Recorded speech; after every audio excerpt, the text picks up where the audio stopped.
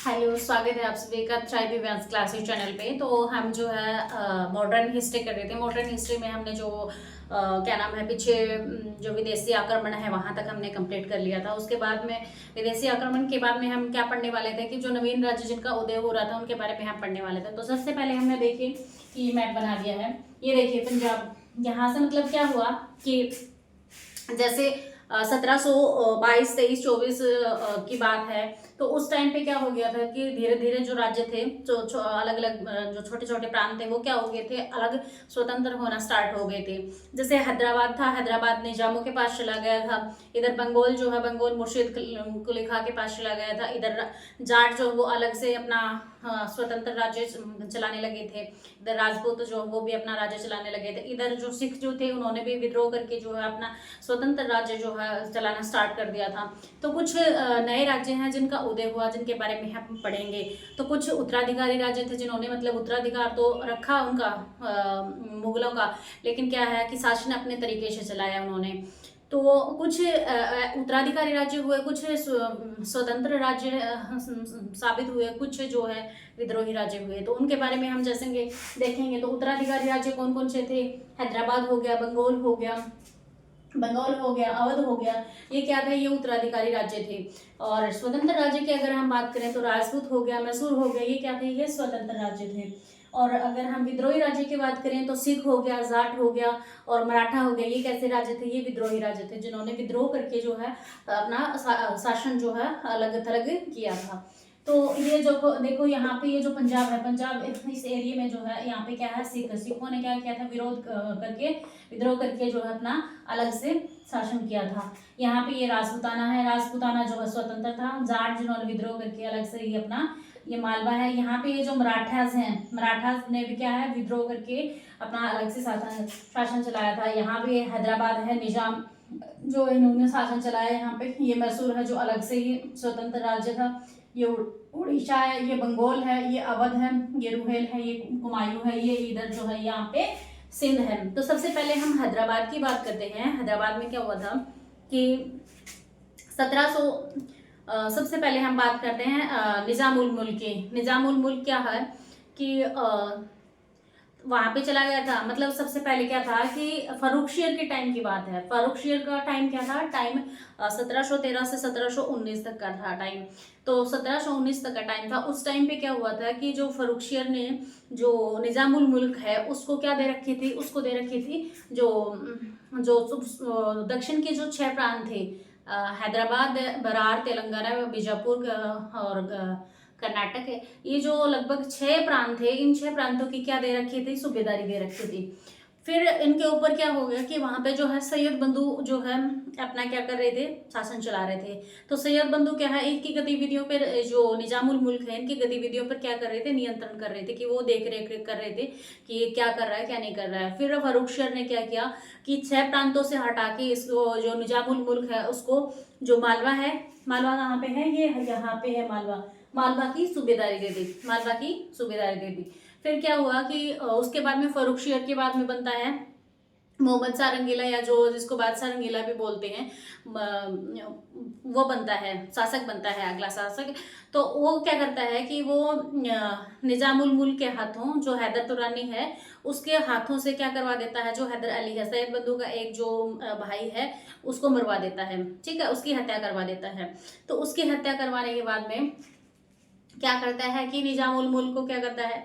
अपना वजीर बना लेता है। अपना वजीर बनाने के बाद में फिर क्या कर रहा है कि निजामुल मुल्क क्या करता है कि ये जो है कुछ मतलब अच्छा काम करना चाह रहा था, लेकिन जो शासक बना था वहां पे, जो राजा बना था, वो राजा मतलब इसके कहे अनुसार जो है काम करने को तैयार नहीं था। वो तो मतलब अपने अयासी में ही डूबा हुआ था। तो इस वजह से क्या हुआ कि ये जैसा करना चाह रहा था वैसा हो नहीं रहा था। तो इसने क्या किया कि इसने वापस से सोचा कि नहीं, मेरे को यहाँ पे नहीं रहना।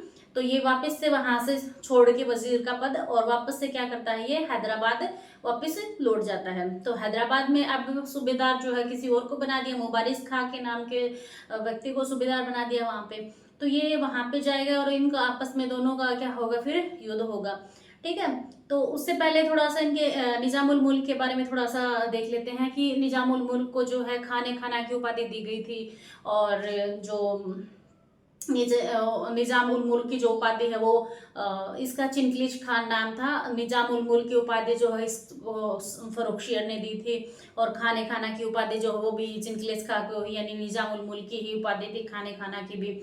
फिर क्या होता है कि 1722 में ये मोहम्मद शाह का वजीर बनता है। और फिर उसके बाद में ये 1723 में ये 1723 में ये वापस जो है क्या है, हैदराबाद वापस पुणे लौट जाता है। फिर क्या होता है कि हैदराबाद में सूबेदार होता है मुबारिस खां। तो उसके विरुद्ध जो है ये कार्रवाई शुरू करता है।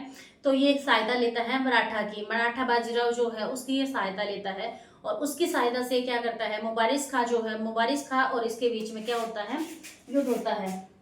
मैं इसको रफ कर देती हूँ, ये आपको समझ में आ गया, मैंने समझाने के लिए बनाया था, तो मैं इसको रफ कर दे रही हूँ।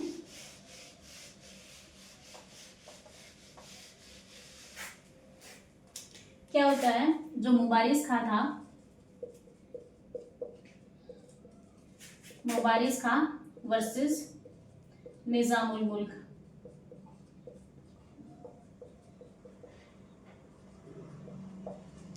इनके बीच में क्या होता है, युद्ध होता है। तो ये सहायता लेता है किसकी, बाजीराव की, ठीक है, बाजीराव की सहायता लेता है, ठीक है।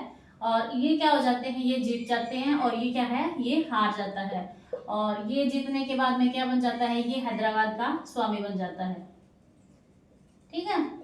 अब क्या हुआ, और इनके बीच में जो युद्ध होता है वो युद्ध जो है, वो युद्ध किस नाम से जाना जाता है, शुक्र खेड़ा का युद्ध के नाम से जाना जाता है। और तारीख क्या थी, 1724, ठीक है।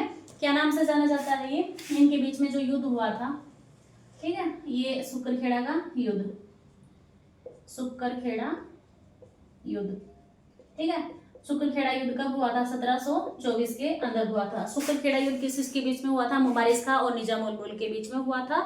और कब हुआ था, 1724 में हुआ था। फिर उसके बाद में क्या होता है कि जो निजामुल मुल्क है उसने जो है खुद को स्वतंत्र घोषित कर दिया।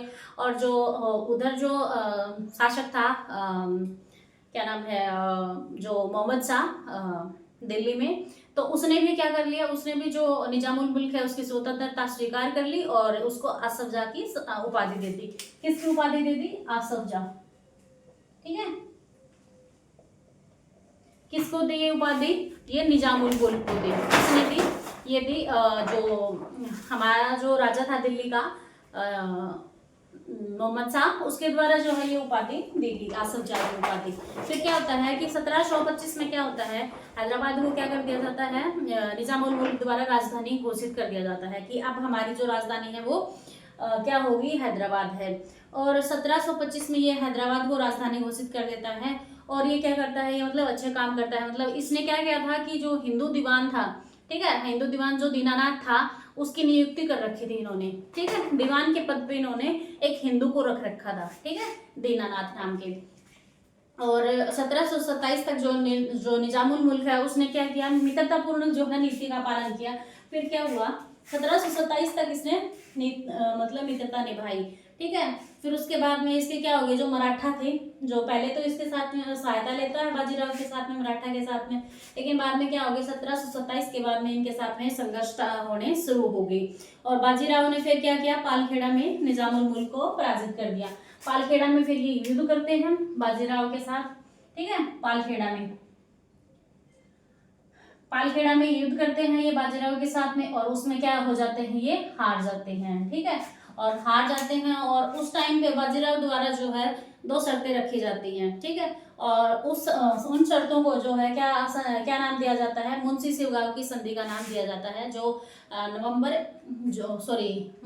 मार्च 6 मार्च 1728 को इनके बीच में होती है मुंशी शिवगांव की संधि। उसमें क्या कहा जाता है कि आप क्या करोगे कि जो साहू जी है उसके लिए चौथ और सरदेशमुखी देने का, चौथ और सरदेशमुखी जो वो देने का क्या देंगे, अधिकार देंगे। और एक जो शंभू जी हैं जो कोल्हापुर के हैं, आप उनको शरण नहीं देंगे, आप अपने पास में उसको शरण नहीं देंगे। ये 2 शर्त रखी कि क्या, एक तो कि आप जो साहू जी हैं उनको आप चौथ दोगे और सरदेशमुखी दोनों जो है आप उनको दोगे, ये अधिकार जो है आप उनको दोगे।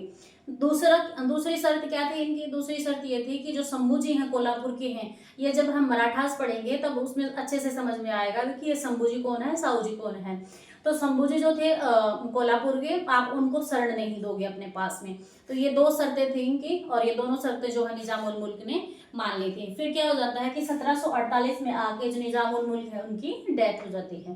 ठीक है, 1748 में इनकी डेथ हो जाती है। फिर उसके बाद में बात करते हैं हम राजपूत राज्य की। ये था हमारा हैदराबाद। अब बात करते हैं हम राजपूत राज्य की।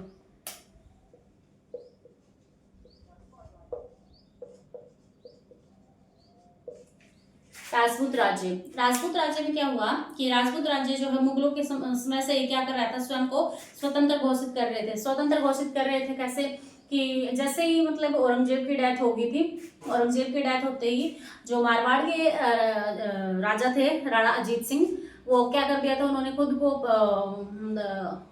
स्वतंत्र घोषित कर दिया था। तब जाके क्या नाम है, जो हमारे फर्स्ट बादशाह बने थे, फर्स्ट कौन से, बहादुर शाह। ठीक है, वो जाके उन्होंने क्या किया था, उनके साथ में युद्ध करके और फिर मित्रता करके मित्रतापूर्ण निभाई थी, और वापस से उनको क्या किया था, उनके राज्य वापस लौटा दिए थे और उनको एक मनसबदारी दी थी, बड़ा पद दिया था। तो ये राजपूत राजा जो है पहले से ही मतलब खुद को स्वतंत्र करने की कोशिश कर रहे थे। ठीक है, फिर क्या हुआ कि 1700 से लेके 1743 की बात है। तो ये हमने जोधपुर के राजा की बात की। अब हम बात कर रहे हैं जयपुर के राजा की। ठीक है, 1700 से 1743 के बाद राजा जयसिंह की बात कर रहे हैं हम। जो जयपुर का राजा था, राजा जयसिंह, वो क्या था, वो दिल्ली के पश्चिम में 100 मील से लेके, दिल्ली के, ये जैसे दिल्ली है, दिल्ली के पश्चिम में 100 मील से लेके जो वो भारत के पश्चिमी जो तट है वहां तक इसने विस्तार कर रखा था। इसने क्या किया था, इसने कुछ अच्छे काम किए थे, जैसे कन्याएं हैं, जो लड़कियां हैं, उनके विवाह पे अधिक खर्च न किया जाए। ठीक है, ये उन्होंने एक कानून बनाया हुआ था कि आप जैसे लड़कियों को जैसे बोझ मानते थे ना, कि मतलब जैसे लड़कियों का विवाह करते हैं तो उस टाइम पे बहुत सारा दहेज देना पड़ता है, खर्चा वगैरह करना पड़ता है। तो इन्होंने एक कानून बनाया था कि जैसे लड़कियों का विवाह करोगे तो उस टाइम पे जो है आप ज़्यादा खर्चा नहीं करोगे, मतलब ये दिखावटी वगैरह सब कुछ, मतलब नॉर्मल तरीके से उनकी शादी होनी चाहिए। तो ये उन्होंने एक कानून बनाया था। और क्या किया था उन्होंने, ये क्या, इनकी जो सोच थी वो कैसी थी, वो साइंटिफिक सोच थी इनकी। ठीक है, वैज्ञानिक सोच रखते थे ये। वैज्ञानिक सोच कैसे कि इन्होंने जो है इन्होंने वैध जो शालाएं थी उनका निर्माण करवाया था, वेधशालाओं का निर्माण करवाया था। और ये जो जयपुर था वो एक नगर नियोजक, मतलब नगर नियोजक के रूप में इन्होंने जयपुर को बसाया था। ठीक है, और ये विधिवेता तो है ही कि इन्होंने स्त्री विवाह के लिए कानून बनाया था। और विज्ञान और कला केंद्र को भी इन्होंने जयपुर जो है उसको 1727 में इन्होंने स्थापित किया था, विज्ञान को, सॉरी जयपुर को। ठीक है, जयपुर को क्या किया था इन्होंने 1727 में विज्ञान एवं कला केंद्र के रूप में इनको स्थापित किया था। तो यह था हमारा राजा जयसिंह के बारे में, राजपूत राज्य के बारे में। राजपूत राज्य के बाद में बात आती है हमारी जाट राज्य की। जाट राज्य की अगर हम बात करें तो जाट जो है वो मेनली जो है कहाँ के थे, भरतपुर के। ठीक है, जाट की अगर हम बात करें तो जाट राज्य जो है वो कहाँ मेनली जो वो कहाँ पे थे, भरतपुर के। भरतपुर के आसपास के जो एरिया थे, जैसे मथुरा हो गया, दिल्ली के आसपास से जो सटे हुए इलाके थे, वहाँ पर जो है ये जाट जो है वो फैले हुए थे। ठीक है, जैसे आगरा हो गया, मथुरा हो गया, दिल्ली के आसपास के, राजस्थान के कुछ हिस्से हो गए मिलाकर जो वो जाटों का राज्य बनता था। ठीक है, दिल्ली, आगरा, भरतपुर, मथुरा, ये जाट जमींदार थे। 1669 में क्या हुआ, ये 1669 की बात है, जब औरंगजेब का शासन था, तो उस समय जो है गोकुल तिलपत जो है उसने विद्रोह कर दिया था।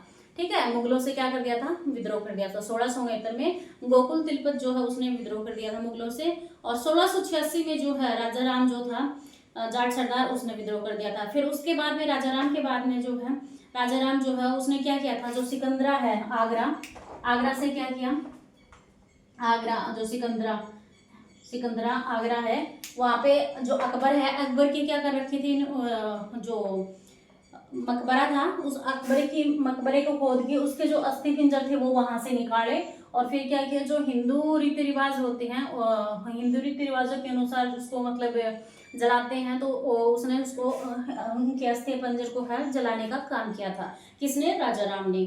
ठीक है। फिर आती है बात 1695 की। ये बात है राजा राम की। ठीक है। पहले विद्रोह किसने किया था? गोकुल तिलपत ने किया था 1669 में। फिर उसके बाद में राजा राम आए 1686 में। फिर उसके बाद में कौन आते हैं? राजा राम के बाद में आते हैं हमारे चूड़ामन, जो 1695 से 1727 तक। 1695 में चूड़ामन जी आते हैं। चूड़ामन जो है वो क्या है? भरतपुर से थे, जाट सरदार थे और 1721 तक रहते हैं।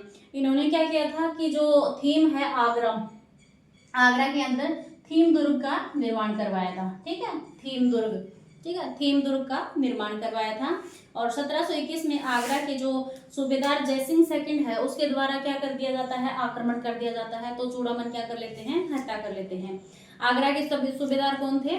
जो जयसिंह सेकंड, जो राज्य जयपुर के थे, वो क्या बना रखे थे? सूबेदार बना रखे थे। और उन्होंने जैसे आगरा के ऊपर आक्रमण किया, तो ये चूड़ामन जो है वो 1721 में क्या कर लेते हैं? खुद ही अपनी मतलब आत्महत्या कर लेते हैं। फिर क्या होता है कि उस के बाद में जो है चूड़ामन का भतीजा होता है बदन सिंह। बदन सिंह जो है 1721 से 56 तक नेतृत्व करता है। और ये जो बदन सिंह है चूड़ामन के बाद में 1695 में कौन आता है? चूड़ामन आता है। चूड़ामन के बाद में आता है हमारा बदन सिंह। ठीक है। बदन सिंह जो 1721 से 1795। ठीक है। 1721 से 1756 तक जो है वो नेतृत्व करता है। और जो भरतपुर का वास्तविक संस्थापक है वो भी कौन है? बदन सिंह ही है। ठीक है। जाट साम्राज्य का ये विस्तार करता है। क्यों? क्योंकि ये 4 दुर्गों की स्थापना करवाता है। एक तो दीग, जिसको हम अभी राजस्थान में डीग नाम से जानते हैं, एक तो दीग, एक कुंभेर, एक भरतपुर, एक वेद। ये 4 दुर्गों की स्थापना करवाता है और ये मथुरा के ऊपर कब्जा करता है। और जो अहमद शाह अब्दाली है उसके द्वारा जो बदन सिंह है उसको क्या है? राजा बदन सिंह का नाम दिया। और क्या कहा? इनको महेंद्र की उपाधि दी थी। ठीक है। अहमद शाह अब्दाली ने बदन सिंह को क्या दी थी? महेंद्र की उपाधि दी थी। ठीक है। महेंद्र की उपाधि दी थी। उसके बाद में हमारा आता है जाटों का प्लूटो। ठीक है। सूरजमल, जो अफलातून कहा जाता है 1756 में। ठीक है। 1756 से 63 तक। 1756 से 63 तक कौन आता है? सूरजमल। जो जाटों का प्लूटा कहा जाता है, अफलातून कहा जाता है। ये क्या है? इसके समय में जो है इसने आगरा, मथुरा, मेरठ, अलीगढ़ इनके ऊपर कब्जा कर लिया था। और इनके 1763 में जो है इनकी मृत्यु हो जाती है। रणधीर सिंह लास्ट अंतिम सरदार होते हैं, जो क्या करते हैं? 1805 में अंग्रेजों के अधीन जो है अपना क्या कर देते हैं? शासन को सौंप देते हैं और उनका अंग्रेजों का शासन जो है वो स्वीकार कर लेते हैं। तो अंतिम जो जाट सरदार थे वो कौन थे? वो रणधीर सिंह थे, जिन्होंने 1805 में अंग्रेजों का शासन स्वीकार कर लिया था। तो ये हमने पढ़ा जाट राज्य तक। अब नेक्स्ट जो है रुहेल राज्य हो गया, रुहेल हो गया, बंगस हो गया। फिर उसके बाद में पंजाब का जो सिख राज्य हो गया। फिर उसके बाद में बंगाल हो गया। और बंगाल के बाद में किस करेंगे? अवध हो गया। ये जो है हम नेक्स्ट वीडियो में करेंगे। नेक्स्ट जो क्लास होगी उसमें जो है हम इनको कवर करेंगे। अगर हमें इसी में करेंगे तो ये लंबी वीडियो चली जाएगी और फिर आपको समझ में भी नहीं आएगा, ऐसे लगेगा जैसे कि सर के ऊपर से जा रहा है। तो ये क्लास कैसे लगी प्लीज़ कमेंट करके ज़रूर बताना और हमारा प्रयास कैसा लगा। और भाई जितना ज़्यादा हो उसकी उतना ज़्यादा प्लीज़ शेयर करना ताकि हमें भी मोटिवेशन मिले। Thank you.